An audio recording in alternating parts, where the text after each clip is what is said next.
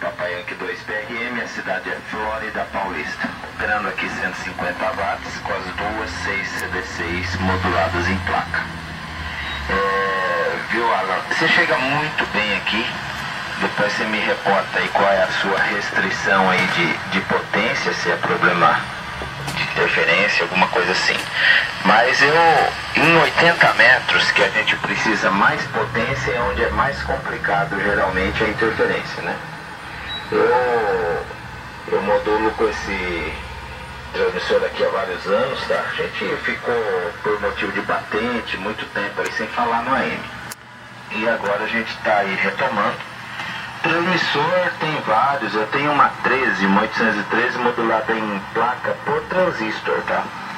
Ela faz tempo que eu não ligo ela é só para 40. Ela era 80, eu mudei para 40, mas qualquer hora a gente coloca ele no ar aqui. Esse transmissor aqui que eu estou usando, ele tem os transformadores, é muito bom, são grandes os transformadores, era equipamento aí antigo aí, comercial, da época que se usava amplitude modulada em comercial, né? Isso aqui foi reaproveitado quase tudo dele. E o circuito, hoje ele é lá uma 6 ou 8 no VFO, a 6 ou 8 oscila no triodo, no pentodo dela já faz o buffer, o separador, uma L84, ele está oscilando em 80, a L84 dobra para 40, uma 6L6 no driver, com as duas 6 CB6 na saída.